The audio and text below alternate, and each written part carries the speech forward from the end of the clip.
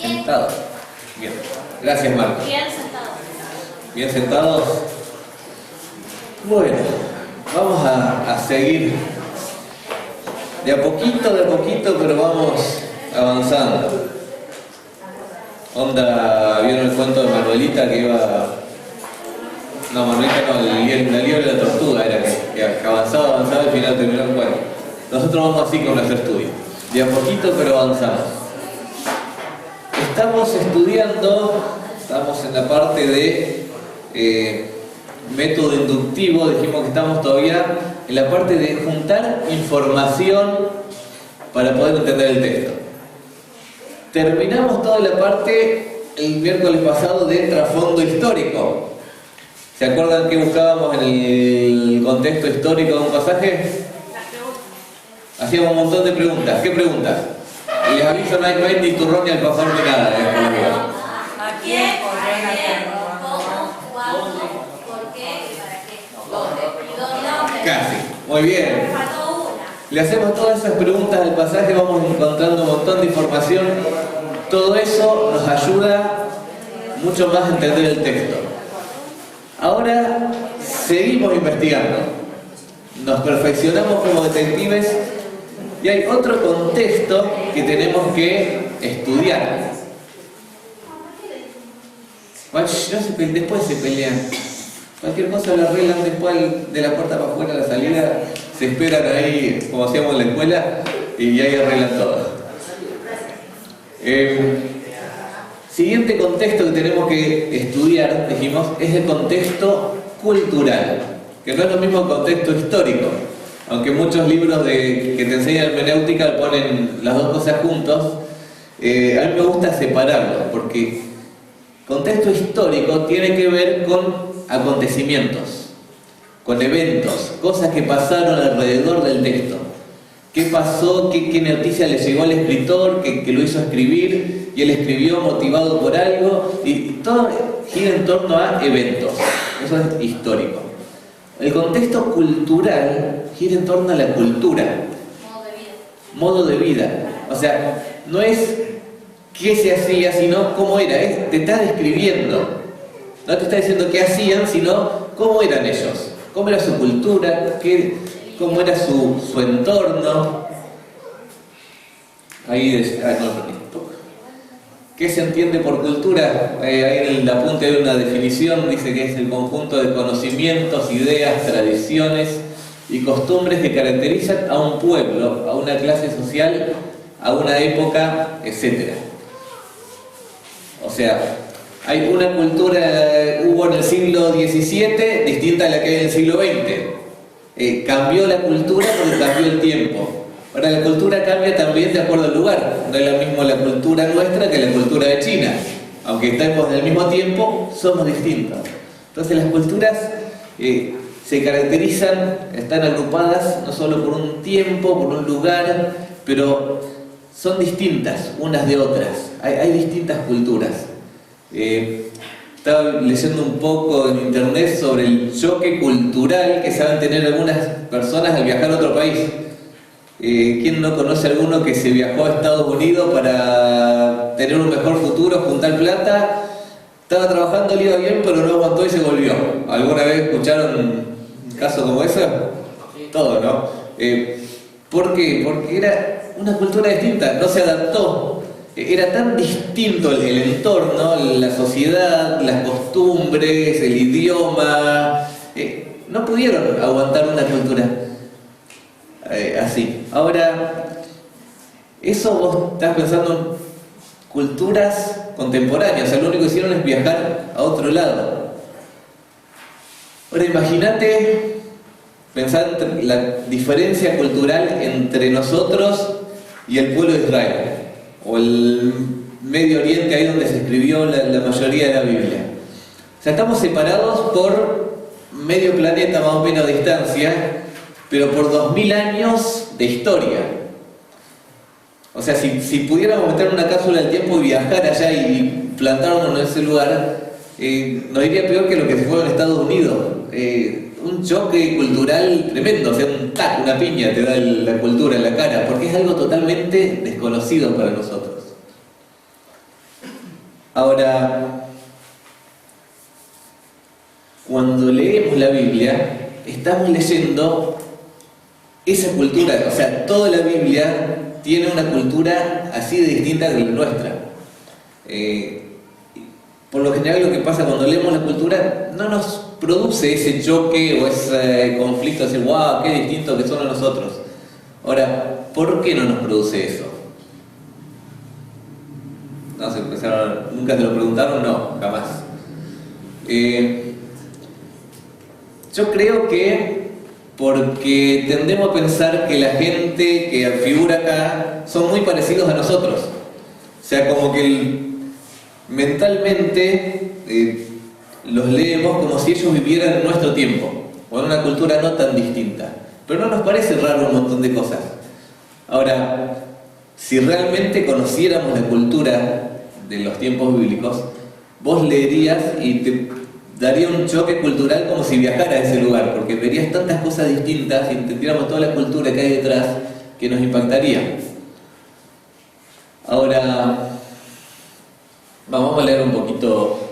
¿Alcanzó a entrar? Dice, todos los escritores, tanto los escritores como los destinatarios de los textos bíblicos vivieron una cultura muy distinta a la nuestra, bueno, lo que dije recién. Estamos distanciados de eso tanto por el espacio como el tiempo, lo que dije recién. No sé para qué hago esto. Lo que genera una brecha cultural muy grande. Bueno, ese concepto, esa diferencia entre nuestra cultura y su cultura es lo que se llama brecha cultural. Una distancia no necesariamente física, sino una distancia en nuestro parecido, ¿no? Entre nosotros y ellos.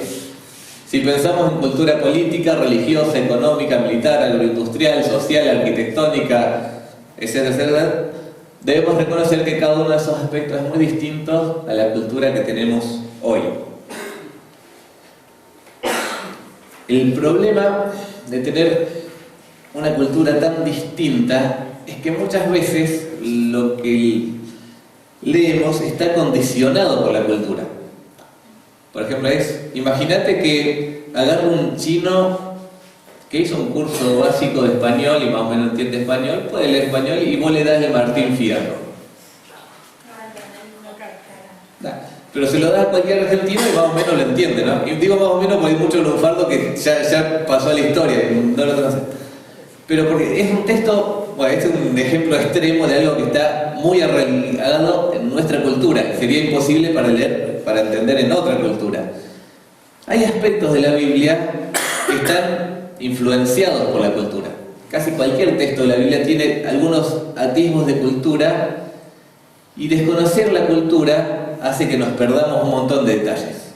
Por eso es importante también examinar cómo era la cultura de ese tiempo, de ese escrito, por ejemplo, de Filipenses. Bueno, estudiar cómo vivían los filipenses, cómo era su ciudad, por qué el único problema que se menciona en la iglesia es un problema de unidad, qué podría haber en su entorno que los lleve a ser competitivos, orgullosos.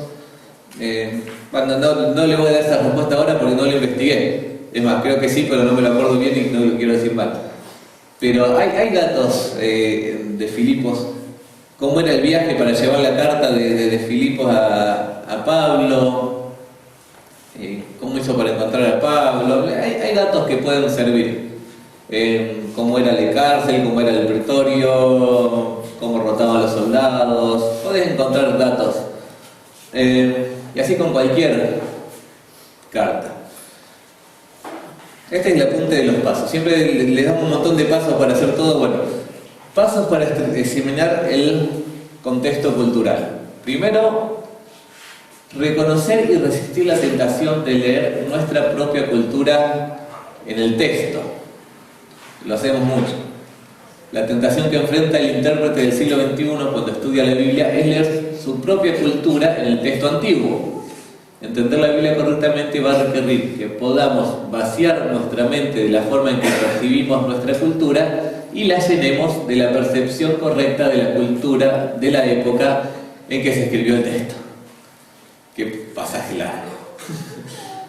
O sea, quitemos lo que nosotros entendemos de la vida, de cómo percibimos la vida, y tenemos que meter en la cabeza, nuestra cabeza, cómo percibían la vida ellos, qué entendían ellos de la vida, de su entorno, Es como si uno pudiera viajar en el tiempo y plantarse en el tiempo de ellos y ver la cultura de ellos y en medio de ese entorno leer la Biblia o el pasaje que estamos leyendo.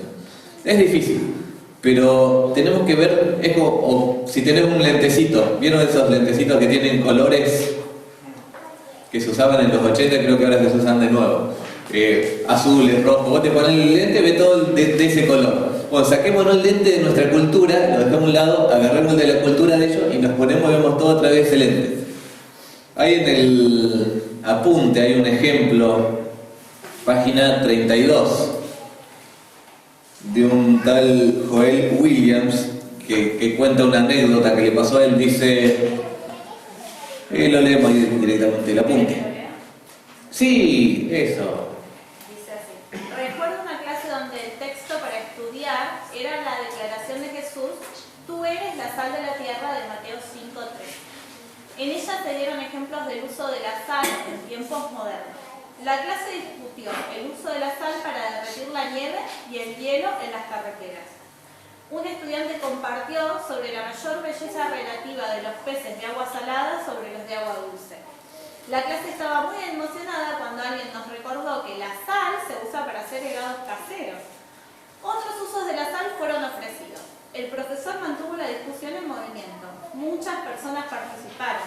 Las manos estaban siendo levantadas, estaban animados, era interesante.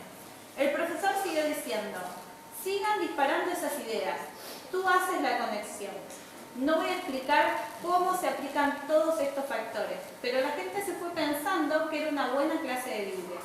Pero al final de la clase yo le dije a la persona que estaba sentada a mi lado: acabas de ver un ejemplo de cómo no hacer exégesis de la Biblia. Claro, se entendió, ¿no? lo que pasó ahí. Ustedes son la sal. Bueno, un montón de ejemplos. Bueno, ¿para qué sirve la sal entonces? Somos sal. Tiraron un montón de ejemplos, pero ejemplos modernos. Ahora, cuando Jesús dijo, vosotros sois la sal, lo que tenemos que buscar nosotros es qué entendió la gente de aquel tiempo. Ninguno pensó que la sal se usaba para hacer helados. Es decir, principalmente para conservar comidas. Era un medio de pago, era algo de valor, pero no se usaba para hacer helado, no se usaba para descongelar carreteras, y no tiene nada que ver que los peces de agua salada sean más lindos que los de agua dulce. ¿Qué quiere decir? ¿Que nosotros somos los pescados de agua salada, que somos más lindos que los inconversos? No, nada que ver. O sea, no va por ahí el texto. Ahora, es fácil caer en ejemplos como esto, o hacer lo mismo. Bueno, la Biblia me dice algo, bueno, busco ejemplos de ver de qué me dice y cómo hago la conexión con lo que me rodea y mi entorno, pero no es mi entorno, es su entorno. Tengo que buscar la conexión allá, hace 2000 años atrás.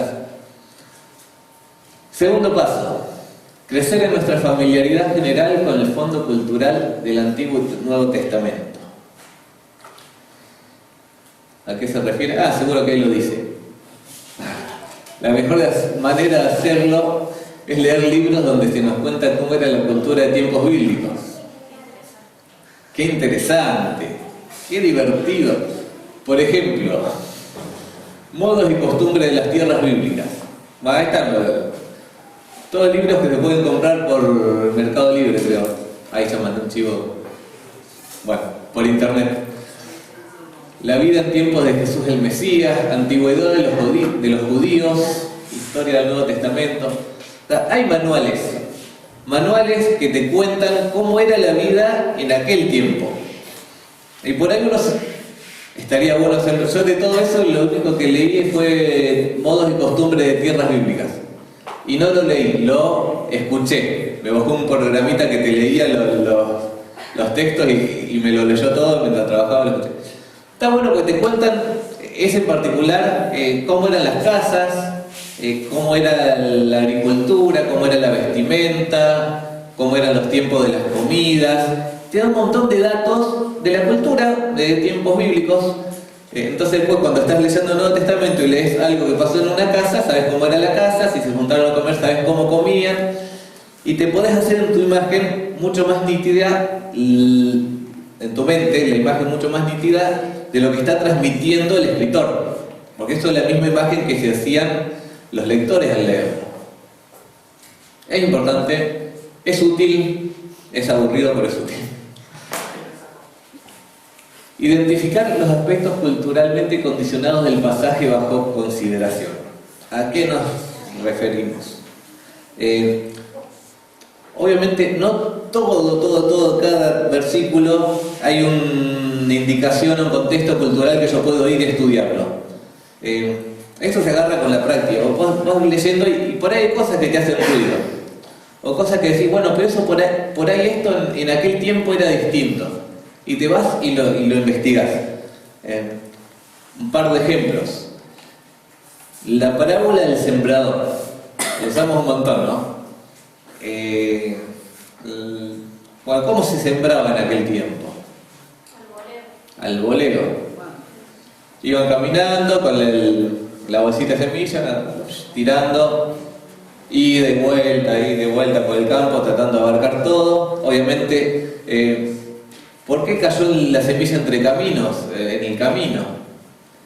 Tan salame el tipo, ¿por qué no se hizo un más al lado y sembraba? Bueno, pues no había siempre caminos definidos. Muchas veces en medio del campo había una huellita de gente cruzada de un lado por otro. No podía esquivar todos los pasadizos de personas. Pedregales. Uno dice, bueno, pero hubiera sembrado el fértil, ¿para qué se pueden sembrar las piedras? Bueno, pero es terreno montañoso. O sea, es normal que en el medio del campo se levante un montículo de piedras que no la pudieron remover. Sacamos muchas aplicaciones de esta parábola. Un dato por ahí que nadie se puso a investigar, ni yo tampoco. Me enteré estudiando hermenéutica, pero hace poco. ¿Cuánto rendía por lo general una semilla? Pues yo siempre entendí esa parábola que, bueno, alguno rindió 30, otro, ¿cuánto era? 60 y otro 100 por uno. Uno dice, bueno, el que rindió 100 por uno es el crack, el super misionero que va y salva, no sé, ganó 100 personas para Cristo. Para ahí lo pones el número en personas, ¿no? El 60, bueno, ya es un siervo comprometido, hace muchas cosas, pero no es como el más. Y el 30, bueno, el soldado raso, ¿viste? Uno dice, bueno, ya si estoy sirviendo un poco y hago un par de cositas, al menos cumplí con mis 30.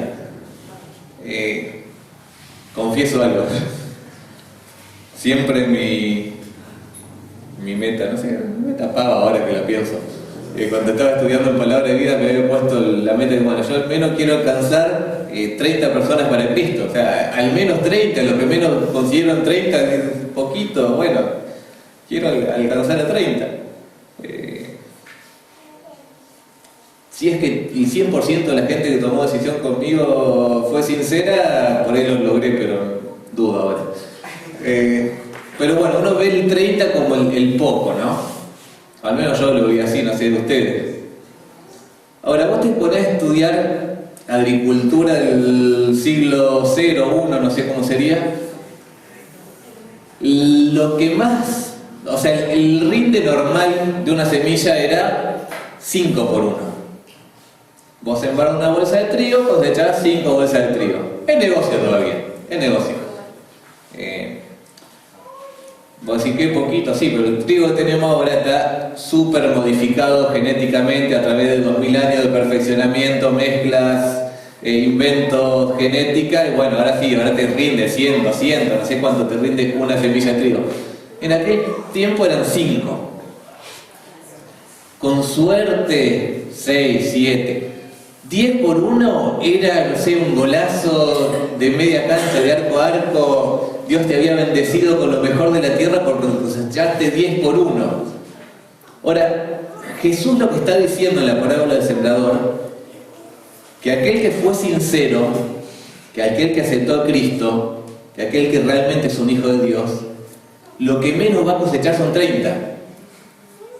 Así que, si te estás conformando con un ministerio, un servicio medio pelo, que yo total llegué a las 30, no. O sea, tu servicio tiene que ser 3 veces mejor que lo más espectacular que se podría haber esperado, como mínimo. Les arruiné la noche, ya sé. Pero entendemos mal la parábola. ¿Ahora por qué? O la entendíamos mal, ahora la entendimos bien. Porque desconocíamos un pequeño detalle cultural industrial del siglo I. No sé dónde se investiga, pero bueno, se puede aprender un poco de... las cartas de las iglesias de Apocalipsis. La Odisea tiene un par de datos. ¿Se acuerdan de esta iglesia que Jesús le dijo: por cuanto no eres ni frío ni caliente, te vomitaré de mi boca? Está fuerte. ¿Uno qué piensan? No sé, comida tibia, ¿viste? Cuando no tenés ganas de esperar que se termine de calentar la comida, que calienta un poquito, tenés hambre de sacar y le comés así los fideos medios tibios. Bueno, la gente de la Odisea tenía algo puntual en mente. Y no era comida, era agua. Ellos llevaban el agua a la ciudad por un acueducto, como hacían los romanos, y después la distribuían. Pero la fuente del agua eran aguas termales. Tibiecita llegaba. O sea, la gente la juntaba en recipientes, esperaba que se enfríe, después se la tomaba. Por eso si tenías mucha sed y no quisiste esperar suficiente tiempo, te la tomabas medio tibia. Ahora, ¿alguna vez tomaron agua tibia? No poco fría, tibia. Es horrible. Me ha pasado un par de veces, estás trabajando por ahí, dejás la botella del agua al rayo del sol, después a las 2 o 3 horas te estás muriendo de sed y tenés el agüita ahí, que no sabes si morirte deseo tomártela. Esa sensación de asco al tomar agua tibia, eso es lo que Dios sentía por la iglesia de la Odisea. Puntualmente eso, no otra cosa. O sea, esa es la imagen mental que Jesús quería transmitir. Bueno, eso uno lo va encontrando con la práctica, de curioso, de investigar, de buscar en comentarios bíblicos, en cosas. Siempre me olvido de leer lo que escribo. Buscar indicaciones de la importancia cultural en el contexto inmediato del pasaje. Hay pasajes que son fáciles, o sea, te mencionan datos culturales, pero el mismo pasaje te lo explica. Por ejemplo, Lucas 9:5. Ayúdenme a buscarlo. No anoté el versículo. Y donde quiera que nos recibieran y salir de aquella ciudad, que sacudía el polvo de sus pies, el testimonio de traerá. Ahí está. No hace falta ir al Matthew Henry o un comentario, vos sacudís el polvo de los pies cuando salís. O sea, yo llego a mi casa y me sacudo el polvo de los pies antes de entrar a la casa, no estoy trabajando afuera, pero nunca cuando te vas. ¿Por qué se sacudían cuando se iban, en este caso? Bueno, el mismo versículo te lo explica. Era una señal de dar testimonio contra la ciudad. O sea que ni siquiera el polvo de esa ciudad se querían llevar con ellos, porque todo eso iba a ser condenado. O sea, ni un polvito se querían llevar con ellos de la ciudad que iba a ser condenada por Dios por su incredulidad. Era un testimonio contra ella. No hizo falta ir a otro lugar. Lucas tiene esto en particular que explica mucho. Pues Lucas era un judío que escribió para un romano, una persona no judía. Entonces muchas veces Lucas dice algo y después te lo explica. Esto es por tal cosa. Hechos 23, bueno, seguimos con Lucas. Hechos 23. Entonces Pablo, encontramos que una parte era de saduceos y otra de fariseos, alzó la voz en el concilio. Varones hermanos, yo soy fariseo, hijo de fariseo. Acerca de la esperanza y la resurrección de los muertos se me juzga. Cuando dijo esto, se produjo distensión entre los fariseos y los saduceos, y la asamblea se dividió. Porque los saduceos dicen que no hay resurrección, ni ángel ni espíritu, pero los fariseos afirman estas cosas. Bien. Ahí ya te da un dato importante en cuanto a saduceos y fariseos. Dice, Pablo dijo, se me están juzgando a causa de la resurrección de los muertos. Y se armó un alboroto, hay un despiole, esta mitad se peleaba con esta mitad, se tiraban cosas, no sé. Ahora, muy avivado Pablo, muy astuto. Ahora, ¿por qué se armó semejante revuelo? Bueno, ahí te lo explica. Porque uno cree una cosa, otro cree otra. Pablo le descubrió ese punto débil y le tiró ahí la bomba y dejó que se maten entre ellos. Bueno, fariseos creen que hay resurrección, saduceos piensan que no. Listo, tiramos eso. Bueno, ya te des un dato sin ir a ningún libro de historia, sin investigar mucho de qué cree uno y qué cree otro. A veces el texto mismo te lo dice. A veces otra parte de la Biblia te lo dice.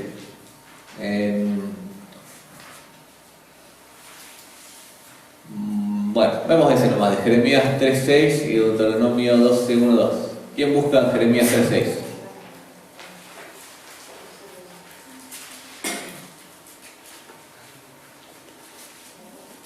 Me dijo Jehová en días del rey Josías: ¿has visto lo que ha hecho la rebelde Israel? Ella se va sobre todo monte alto y debajo de todo árbol frondoso, y allí fornica. ¿Qué tienen que ver los montes altos y los árboles frondosos? Bueno, uno puede encontrar algo que te da una indicación, por ejemplo, de Deuteronomio 12.2. Vas a la concordancia, al hijo, lo que sea, buscas árbol frondoso, monte alto, tal, y te aparece, ¿no? ¿Y qué dice en este caso Deuteronomio 12.2? Destruiréis eternamente todos los lugares de naciones que vosotros heredaréis, sirvieron a sus dioses, sobre los montes altos y sobre los collados y debajo de todo árbol frondoso. Ahí te explica. Eran los lugares de culto pagano de las naciones que estaban ahí en Israel antes que ellos. Los montes altos, los árboles frondosos. En muchas culturas, no solo en Israel, hasta el día de hoy, sí. Es más, vos salís a la ruta, ¿dónde encontrás el altarcito del Gauchito Gil por lo general? A la sombra de algún algarrobo o algo, ahí bajando para el campo, ahí está este San Expedito. Bueno, abajo el árbol. No sé por qué, que tendrá que ver para que no se solee. Hasta el día de hoy siempre abajo el árbol va siempre, es normal encontrarlo. Bueno, muchas veces la Biblia te ayuda a familiarizarte con la cultura, con la misma cultura bíblica. Un hábito de una lectura bíblica diaria, o sea, más allá de lo que uno se dedica a profundizar en un pasaje determinado, es lindo tener un plan de lectura, 2 o 3 capítulos por día y leerla como para ir teniendo una pantallazo, una visión general de toda la Biblia, de todo lo que dice, y te va a ir penetrando también un poquito de estos datos culturales en la mente. Entonces después vos lees un pasaje y ya sabes de qué está hablando. Consultar espacio, los recursos, está todo junto ahí, que pueden proporcionar una visión de los antecedentes culturales que afectan particularmente al texto. Eso es otra cosa que podemos hacer, lo que conocemos como comentarios bíblicos. O diccionarios. Diccionarios bíblicos también. Vos querés estudiar sobre Filipos, vas a un diccionario, buscas Filipos, que compartan para todos. Rico. ¿Qué? ¿Que está rico el mate? Me está hablando ahí. Muy bien. Bueno, volvemos. Materiales que podemos buscar que nos den indicaciones. No está anotado en la pantalla, pero sí. Por ejemplo, diccionarios bíblicos son buenos porque buscas la palabra, te la explica. Querés conocer una ciudad determinada, vos lo buscas y te dan muchos datos de esa ciudad. Un personaje, lo buscas y te va a dar la información básica de ese personaje.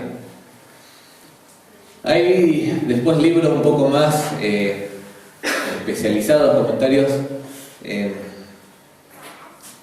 El primero, comentario bíblico histórico ilustrado, nunca tuve el privilegio de tenerlo en mis manos porque todavía no tengo el privilegio de tener los recursos económicos para comprarlo. Se reciben ofrendas. En Mercado Libre, otra vez. En internet, después lo editamos el video. Lo busqué hoy, ayer. Estaban publicados en un montón de lados, en arriba de 30.000 pesos, y un vendedor lo tenía en 22.000 pesos. Hay que comprarle nomás, tácate. ¿Vieron? ¿Hay un vio el Matthew Henry, el libro así gordo? Así, El ¿no? azul. Bueno, creo que es un poquito más grande que el Matthew Henry. Es una cosa así también. Bueno, ese es muy bueno. Ahora se 22.000 pesos. ¿Cuánto vale el celular que tenés? Te puedo asegurar que ese libro te va a durar como 10 celulares y lo van a heredar tu hijo, tu nieto, tu bisnieto.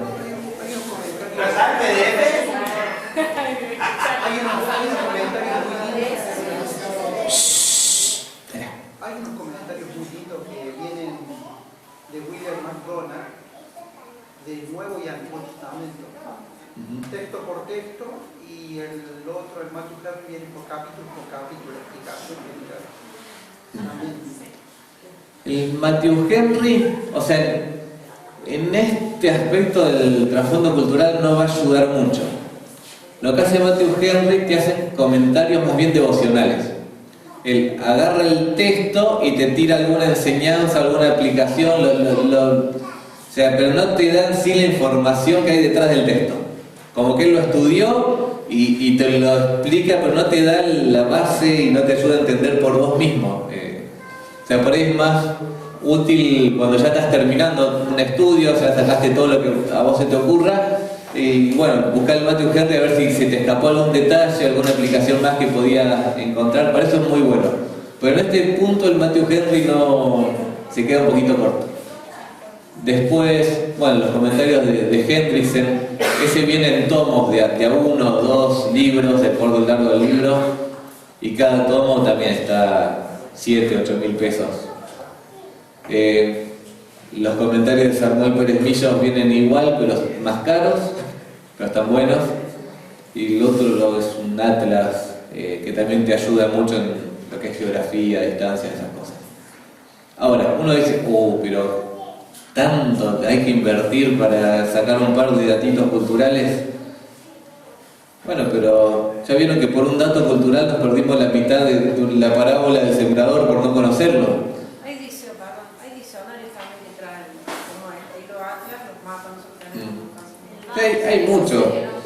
Incluso en línea hay también comentarios y páginas que te ayudan. Después podemos pasar un par de datos de páginas tan buenas. Ahora, ¿a qué quiero llegar? ¿Es caro? Sí, es caro si uno quiere tener una biblioteca armada. Ahora, ¿quiénes de los que están acá tienen un ministerio donde enseñan la palabra de Dios? 1, 2, 3, ay, qué poco, por iglesia. Bueno, yo sé que son más. Nada más que tienen los brazos cansados. Yo no conozco un albañil que se dedique a trabajar sin herramientas. Van, compra, da, roto, martillo, taladro, percutor, balde, cuchara.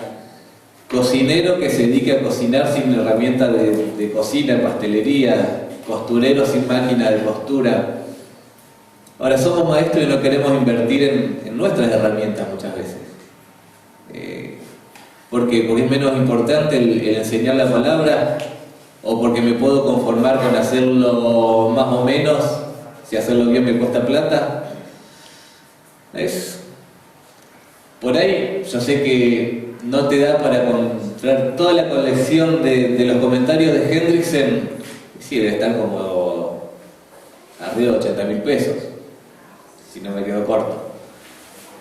Ahora, podés comprar uno por mes, un librito por mes, en un año te hiciste la colección, un libro cada 2 meses, y en un año y pico tenés una colección así larga de libros, todo apiladito, que te van a ayudar un montón. Se puede, porque para cosas que para nosotros son importantes, tenemos recursos.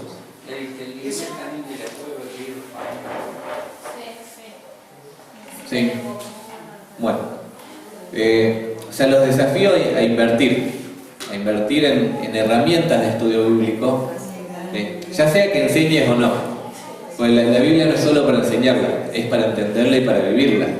Entonces, ya sea que enseñes o no, los animo a invertir en material, en cosas que nos van a ayudar a entender mejor las Escrituras.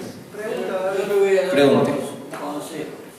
Escuchemos primero el consejo de nuestro anciano. Que compre libros no preste. presta. Ah, no te quieres si te presta, porque a mí me pasó, yo tengo una colección del Nuevo Testamento de 4 tomos. Y presté Juan, el último tomo que es Juan Apocalipsis. Y yo sé que se lo presté. Y se lo pedí el otro día. No, yo lo regalé todos los libros. Me aparté y yo los regalé todos. Y comenté que también lo regalé, pero te lo regalé mío. No. Bueno, sí, después si los prestan o no los prestan, ya quedan mal a ustedes. Lo que pueden hacer es invitar a la persona que quiere consultar el material a que venga a la casa, le dan los mates, de paso charlan y que vea lo que vea ella. Que le saque fotito con el celular.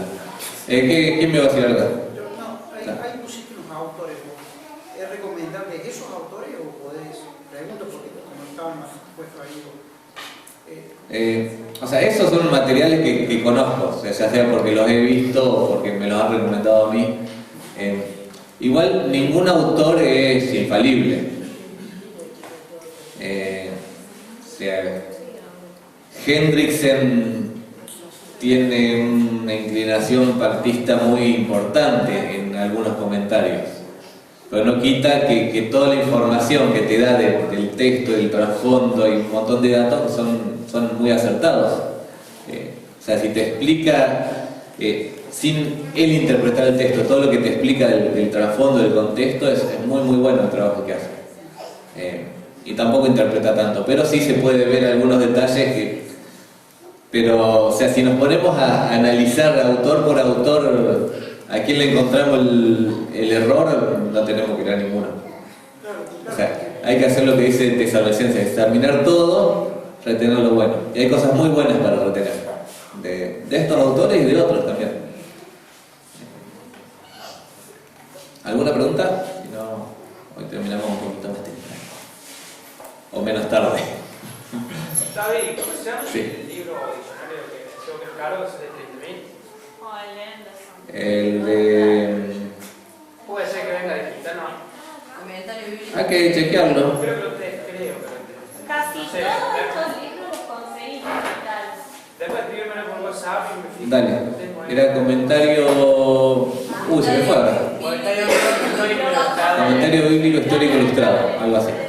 Lo que pasa es que el nombre es tan genérico que vos lo buscas con ese nombre, comentario bíblico histórico, te aparecen 400 distintos con el nombre.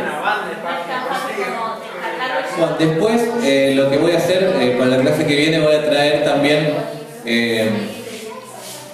direcciones de internet de sitios que te dan también un montón de información, que esos son gratis y se pueden usar. Me olvidé incluirlo hoy. Eso es bueno. Bueno, ¿alguna pregunta? ¿No? Hay una Biblia que la tenés pegada yo. Si tenés la Biblia estigmatizada, ¿cuál? ¿La La verde? verde. ¿La verde? Esa Biblia tiene comentarios cortitos, es muy bueno. Y quiere comprar, por ejemplo, tener una ayuda. Sí, Y es las Biblias de estudio son...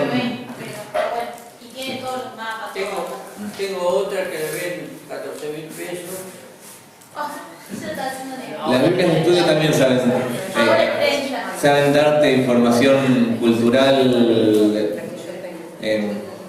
Bueno, la que tiene el Claudio, la Biblia de estudio Matthew Henry, esa trae mucha información cultural, del trasfondo cultural. Es carita, pero también es grandota así, pero es muy completa. Bueno, terminamos por hoy, oramos y nos podemos ir cada uno a su casa.